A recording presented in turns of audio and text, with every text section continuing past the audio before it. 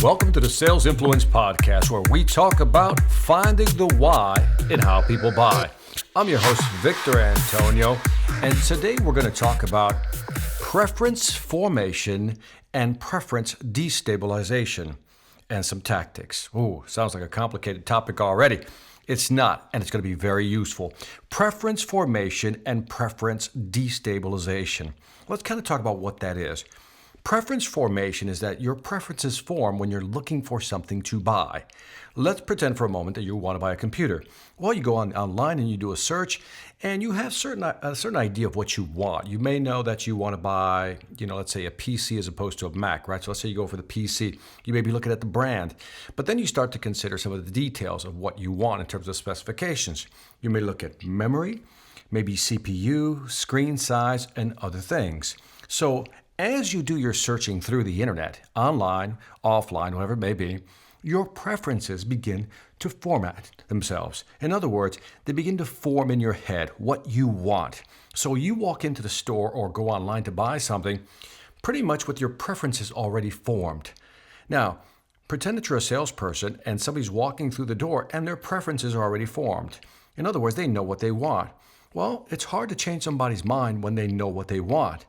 But what if what they want isn't what you're selling?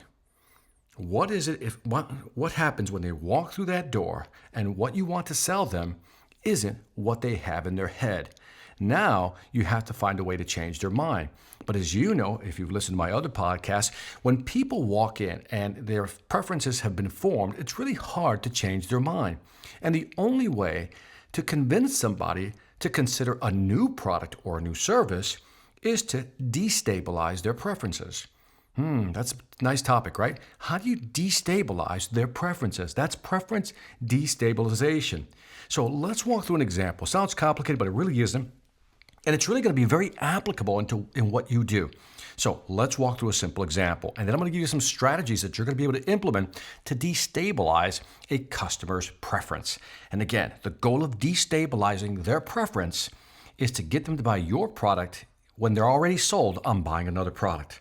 Let's walk through it slowly. Let's pretend for a moment, let's go back to our looking for a computer example again. And let's say that you've been searching online and you're going to go with a PC. And your top buying criteria are the following. Your first one is memory. You want a lot of memory. And let's say, you're in marketing, you're a graphic designer, whatever it may be, and you need a lot of memory. The second thing you're looking for is CPU. How fast is that computer going to be? Speed is important. Third may be screen size. So let's say that your customer is walking through the door and their preference have been formed in the following manner.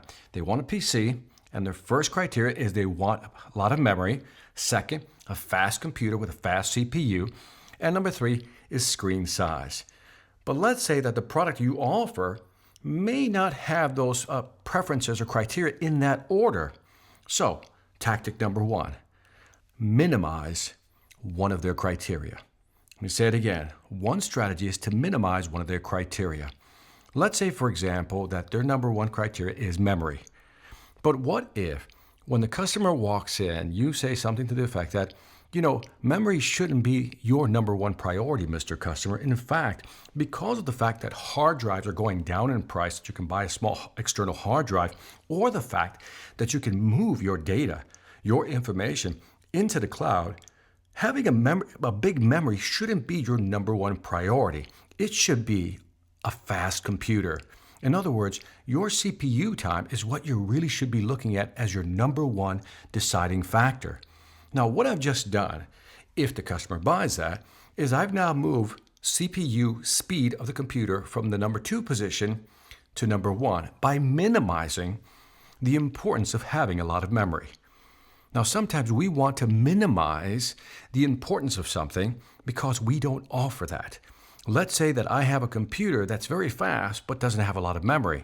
In this case, by minimizing memory to the position number two as opposed to number one in terms of deciding factors, I now have a better chance of selling my computer.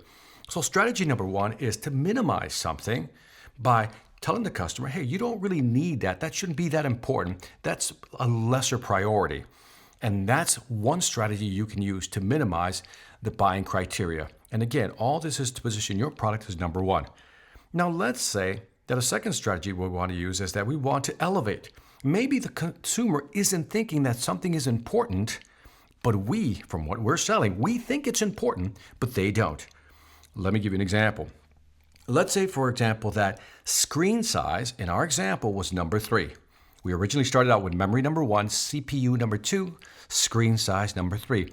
But let's say that one of our biggest strengths is the big screen sizes we offer, the variety of screen sizes we offer. So what we want to do is tell the customer or ask the customer, what are you going to use this computer for? How much time a day are you going to spend on this computer, Mr. Customer?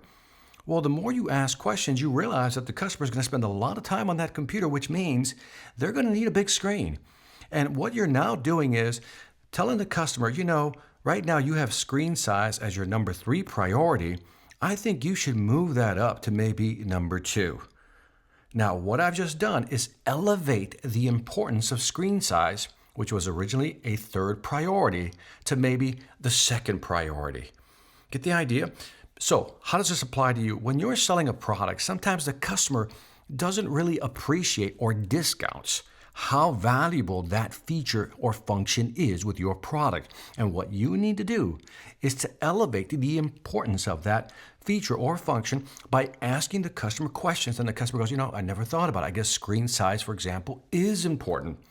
So again, one strategy is to minimize the importance of something, like we did with memory. But sometimes you want to elevate the importance of something because, it's more important than they think, and it's something that you sell, and it's one of your strengths. So minimizing, elevating, 2 key strategies when it comes to preference destabilization. Last but not least is to insert a new preference, something the customer hasn't thought about. For example, let's go back to our computer example. Customers walking in, originally the priority was memory number 1, CPU number 2, screen size number 3. Then we minimize memory to number 2 slot. So now CPU is number 1, memory number 2, screen size number 3. But then we want to elevate the screen size, which we did. So now the customer's preference is CPU is still number 1, screen size is number 2, and memory is number 3. But what about something the customer hasn't thought about? For example, battery, weight, and life. Maybe the customer hasn't thought about battery life for their laptop. Let's assume this is a laptop. They haven't thought about battery life. So we now ask the customer, now, by the way, I would insert something that we offer that our competitor doesn't, or something I know is a big differentiator that our competitor doesn't have. And let's pretend for this example that the customer our competitors don't have great battery life with their computers, but we do. But the customer hasn't thought about this because it's not in their top 3 criteria. So by inserting, having the discussion, Mr. Customer, have you thought about battery life? Mr. Customer says, what? Yeah, battery life. You told me you're a salesperson. You tell me you travel quite a bit. And you also told me you travel international quite a bit, which means these are long rides where you're probably going to get some work done and you need to maximize your battery to basically do work while you're flying. Customer goes, I never really thought about that. So now the customer says, that's even more important to me than memory. So now what I've done is I've inserted a new criteria into the preference formation. In other words, I've destabilized the top 3 by inserting a new thing, a new feature, battery life, or weight that they haven't thought about. So now maybe the new criteria for making a buying decision is, let me go to the original. It was memory number 1, CPU number 2, screen size number 3. But by using my minimize strategy, by using my elevate strategy and insert strategy, I've now reshuffled, destabilized the preferences, and now the customer has in their mind that CPU time, speed is number 1, screen size is number 2, battery life is number 3, and memory is number 4. And guess what?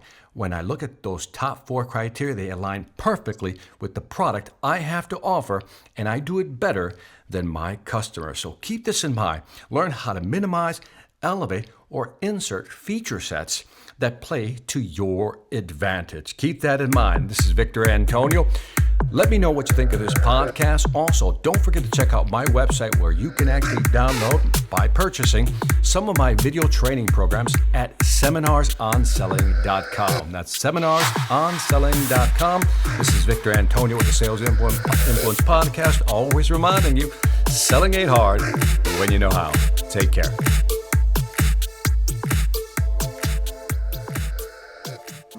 Every manager can feel it. The difference between a motivated, value-driven sales team and one that's stuck in a rut.